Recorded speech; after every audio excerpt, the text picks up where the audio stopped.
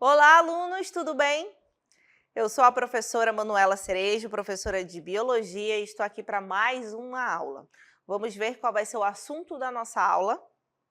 A nossa aula de número 8 tem por objeto de conhecimento radioatividade, material radioativo e raio gama, descarte e tratamento de resíduos, bioacumulação e biomagnificação trófica, funções orgânicas, estrutura e propriedades dos materiais, e o detalhamento, os seres vivos e ecossistemas, fotossíntese.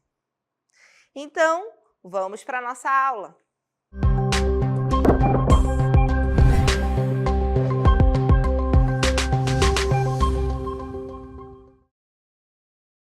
E iniciamos a nossa aula de fotossíntese com a seguinte frase: o que mantém a vida na Terra é uma pequena corrente elétrica movida pela luz do Sol.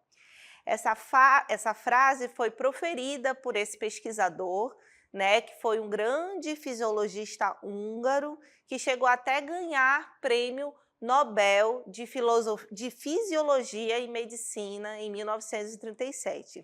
E o que ele quis dizer aí nessa frase é o que retrata todo o processo de fotossíntese. Porque se a gente parar para pensar, esse processo, essa reação que é feito por seres autotróficos ou autótrofos, é esse processo que mantém a vida no nosso planeta Terra, certo? Por quê? Porque eles vão conseguir, por meio dessa reação, produzir uma molécula orgânica a partir de compostos inorgânicos. E aí, esses seres autotróficos, eles acabam como sendo o início de toda uma cadeia trófica formada pelos seres vivos. E é por isso que a fotossíntese é uma reação tão importante e ela é muito interessante para que todos saibam cada uma das suas etapas. Então vamos falar aí sobre esse processo. A fotossíntese é um processo fotoquímico. Quando a gente fala em foto, toda vez que vocês ouvirem falar em foto, a gente está falando em luz, certo? Então é um processo que ocorre por meio da luz e por isso que também ele é chamado de fotoquímico, que tem a função de produzir energia a partir da luz solar e também a fixação de gás carbônico da atmosfera, certo? Então, a fotossíntese, esse processo, vai junto com a luz solar e a fixação do gás carbônico mais água, produzir o que a gente chama de glicose e o gás oxigênio que vai ser liberado, certo? E é muito importante a gente saber que este processo transforma energia luminosa em energia química, certo? Então, essa energia luminosa obtida aí pelos pigmentos fotossintetizantes presentes dentro das células vegetais, eles são capazes aí de absorver essa luz que vai ativar todo o processo da fotossíntese que vai ocorrer dentro das células vegetais. É importante a gente falar que esse processo ele foi descoberto em 1778, há bastante tempo, né? E ao longo de todos esses anos, muitos estudos foram feitos e hoje a gente sabe, a gente conhece toda a importância que a fotossíntese tem, não apenas para os seres autotróficos, né? Que é de onde eles vão tirar alimento, onde eles vão tirar energia para que as suas células consigam continuar toda a atividade, mas essa reação também é importante para os outros seres vivos, que são aqueles que não conseguem produzir o seu próprio alimento, né, que são os seres heterótrofos ou heterotróficos, mas que se alimentam de seres autotróficos e obtêm essa energia por eles produzidas, certo? E só para lembrar, quem são os seres autotróficos? Então, a gente pode falar aí, dar exemplo de seres autotróficos, as plantas, as algas, cianobactérias e também alguns tipos de bactéria, né? São seres vivos que são capazes de realizar a fotossíntese e também produzir a sua própria energia. E daí a importância, como eu já falei para vocês, os animais e os outros seres que não têm essa capacidade, né, de realizar a fotossíntese, eles dependem da substância orgânica presente nas plantas que foram aí produzidas por meio da fotossíntese, certo? Então, vamos aí agora ver as principais, né, os pontos importantes da fotossíntese. Nós temos promover a captura do gás carbônico. Toda vez que eu falar em CO2, gente, eu estou falando em gás carbônico. E esse gás carbônico, ele está solto na atmosfera, né? Então, os seres autotróficos, eles capturam gás carbônico e a partir do gás carbônico, da luz solar e da água, eles vão produzir a glicose e o gás oxigênio, certo? Outro ponto importante, realizar a renovação do gás oxigênio atmosférico. Por que renovação? Porque a cada fotossíntese realizada, a cada reação realizada, gás oxigênio está sendo liberado na atmosfera, né? E é por isso que a gente se sente tão bem quando a gente está perto das árvores. Não tem aquela sensação de ar puro, não tem aquela sensação assim agradável. Essa sensação nada mais é do que a grande quantidade de gás oxigênio que está sendo liberado por meio da fotossíntese que está acontecendo ali naquela árvore, né? E a gente sente isso, a gente percebe. Por isso que é muito mais agradável a gente ficar perto, a gente andar numa rua que não tem árvore nenhuma, do que andar numa rua cheia de árvores. Você vai preferir qual? A que está cheia de árvores. É muito mais fácil a gente completar o percurso numa rua cheia de árvores, porque a gente tem essa sensação mais agradável, a temperatura ela fica mais agradável também, né? Tudo isso como resultado dos vegetais ali presentes. E outro ponto importante da fotossíntese também é conduzir o fluxo de matéria e energia nos ecossistemas, certo? E quando a gente fala fluxo de matéria e energia, eu estou falando aqui dos seres heterotróficos, aqueles que não produzem o seu próprio alimento, mas que vão se alimentar desses seres autotróficos, desses que produziram para obter essa energia. Então, esses seres autotróficos, né, esses seres capazes de produzir, de realizar a fotossíntese, eles vão conduzir esse fluxo de matéria e energia, certo? Muito bem. E agora a gente vai mostrar a organela dentro da célula vegetal que é responsável pela fotossíntese. E o nome dessa organela é cloroplasto. Então, lá nas folhas, lá dentro das células vegetais, nós temos uma organela que tem essa estrutura aqui, certo? E essa organela é chamada de cloroplasto. Então, a gente percebe que ele tem que o cloroplasto ele é composto por membranas, né? Nós temos uma membrana interna e nós temos uma membrana externa, certo? Dentro do cloroplasto, nós temos essa região que ela se apresenta como um fluido gelatinoso, e essa região com fluido gelatinoso nós chamamos de estroma. E o estroma é muito importante porque é nele que se realiza uma fase importante da fotossíntese, que é a fase escura, certo? Então, o estroma, esse fluido gelatinoso, e a outra parte, a outra estrutura dentro do cloroplasto, que também é muito importante, é chamada de tilacoide. E aí percebam que esses tilacoides, eles são sacos membranosos discoidais, né? Vocês conseguem perceber aqui, ó, essa estrutura assim que parece pilha, certo? e aí a gente conhece como grano, né? Então, ao ler sobre o processo de fotossíntese, pode ser citado essas estruturas. Então, nada mais são do que essas partes que formam o tilacoide, né? Como se fossem pilhas, né? E aí são chamadas de grano, certo? Então, a estrutura do cloroplasto é essa. Nós temos as membranas interna e externa, o estroma, que é um fluido gelatinoso, e o tilacoide, que são esses sacos, né, membranosos, discoidais, que formam essas pilhas aí, e que são muito importantes porque todas essas estruturas aí estão envolvidas dentro do processo da fotossíntese, né? Então, os cloroplastos, eles são organelas que ocorrem apenas nas células vegetais e algas, e são ricas em clorofila, o pigmento de coloração verde, certo?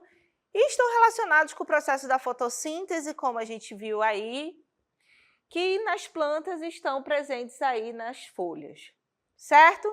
Então, já vimos aí um pouquinho do que é o cloroplasto, da estrutura que o forma, né? E agora vamos ver a fórmula geral da fotossíntese, né? Então, nós temos aí a fórmula geral da fotossíntese, que é gás carbônico, e aqui é importante a gente falar, porque às vezes a gente fala em CO2, né? Mas lembrando que ele pode aparecer tanto como gás carbônico,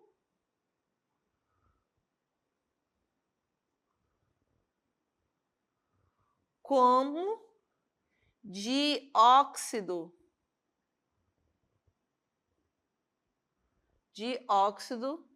de carbono. São os nomes referentes ao CO2, certo? Gás carbônico ou dióxido de carbono.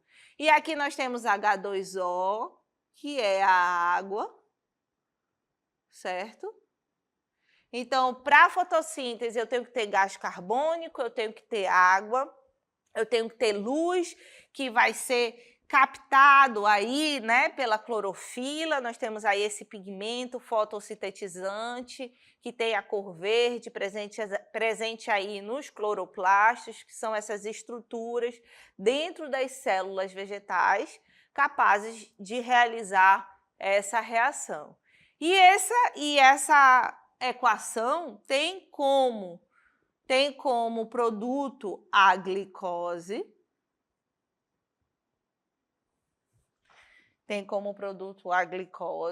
vamos botar aqui direitinho para que vocês entendam, glicose, que se apresenta nessa forma C6H12O6, e tem também o gás oxigênio.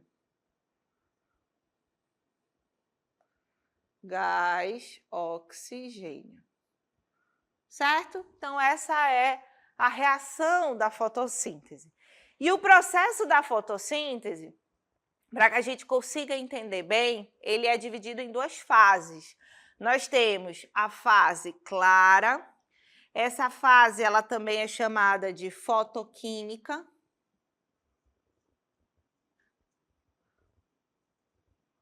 Fase clara ou fotoquímica, e nós temos a fase escura, que também é chamada de fase química. Pelo nome, a gente percebe uma grande diferença, né? Clara e escura, fotoquímica e química. A fase clara ocorre na presença da luz, e é por isso que aqui nós temos foto.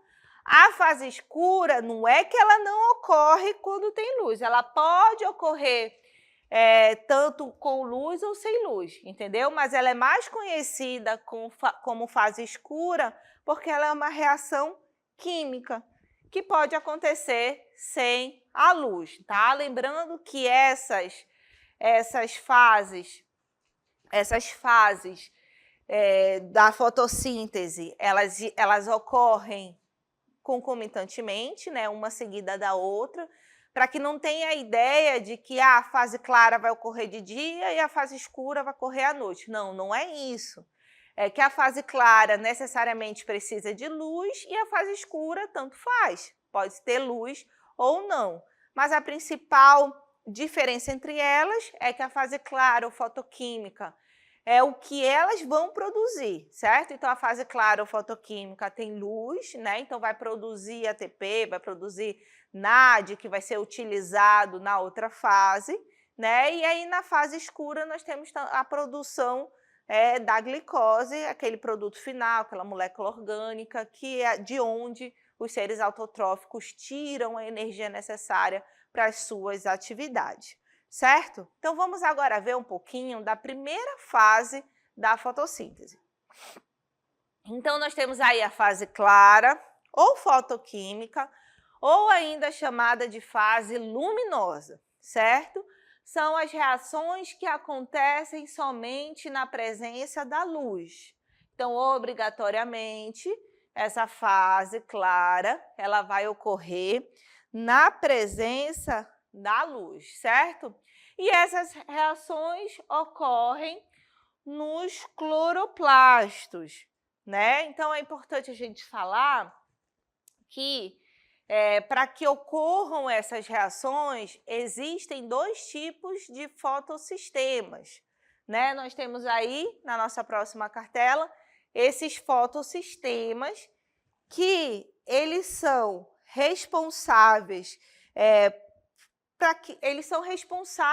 são as estruturas responsáveis para que essa reação ocorra, tá? E nesses fotossistemas, nós temos proteínas, nós temos os pigmentos, nós temos transportadores de elétrons que vão formar uma estrutura no cloroplasto para que ocorra a fotossíntese, certo?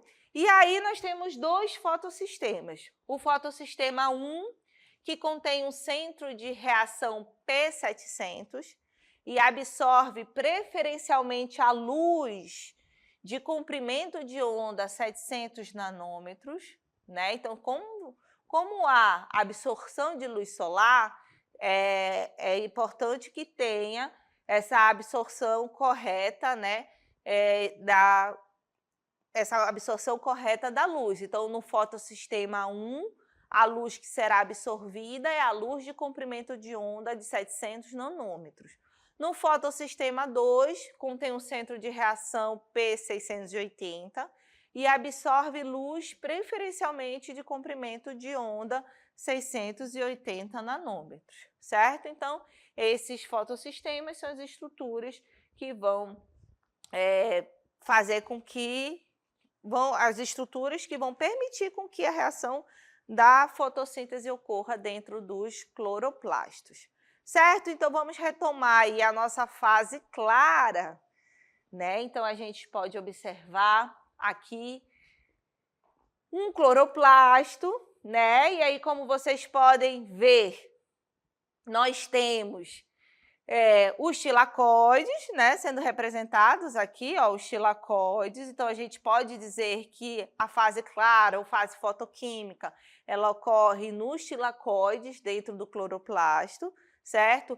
Cada pilhazinha dessa formada, ó, a gente chama de grano, né?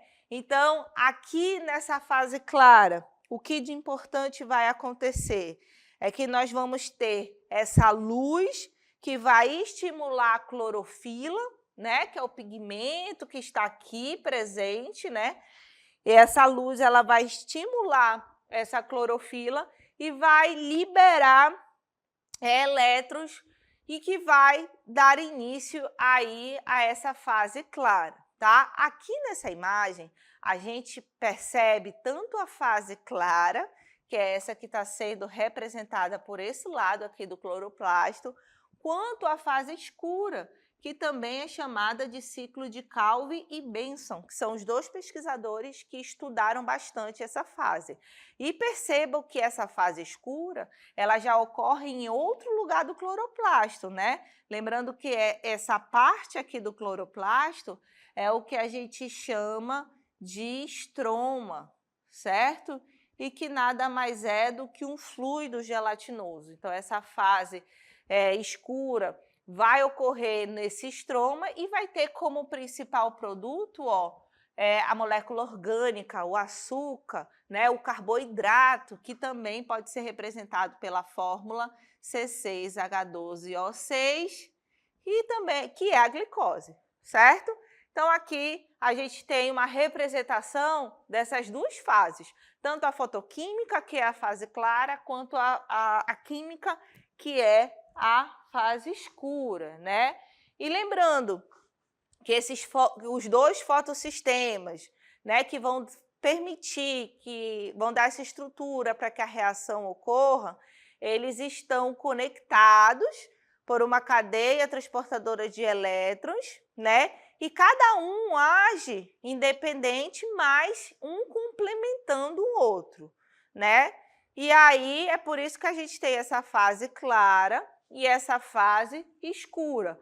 O que vai ser produzido na fase clara vai ser utilizado na fase escura para, no final, a gente ter a glicose, o açúcar, o C6H12O6 e o oxigênio que vai ser liberado.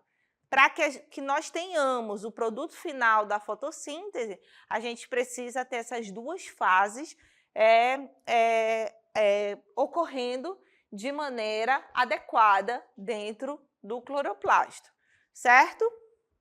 E daí, dentro da fase clara, a gente fala em uma etapa chamada de fotofosforilação. E essa fotofosforilação, ela pode ser de dois tipos. Nós temos a fotofosforilação acíclica, certo? E nós temos a fotofosforilação cíclica, né? Lembrando que o prefixo A, ele é um prefixo de negação, tá? Então, a cíclica vai ser algo que não vai formar um círculo, né? Não vai formar um ciclo. A cíclica não vai formar um ciclo. Já a cíclica, eu vou ter essa formação de ciclos, certo? Então, dentro dessa fotofosforilação cíclica, os elétrons, eles vão retornar para a mesma clorofila que os liberou e vai produzir somente ATP, né? Então, aí nós já temos uma diferença básica de uma fotofosforilação para outra, né? A cíclica, os elétrons vão retornar e vão produzir só ATP. Na acíclica, não vai ter esse retorno, certo? Então, vamos aí para a próxima cartela, onde a gente vai falar um pouquinho sobre essa fotofosforilação acíclica, tá? Então, aqui nessa etapa, os elétrons que foram liberados pela clorofila, olhem aqui, a luz vai estimular a clorofila, certo? Essa clorofila vai liberar esses elétrons para a cadeia transportadora. Estão observando? E aí, nesse momento aí que esses elétrons, eles estão passando por essa cadeia transformadora, nós temos a produção do ATP, toda vez que eu falo em ATP, eu estou falando em energia, e a produção do NADPH, tá? Certo?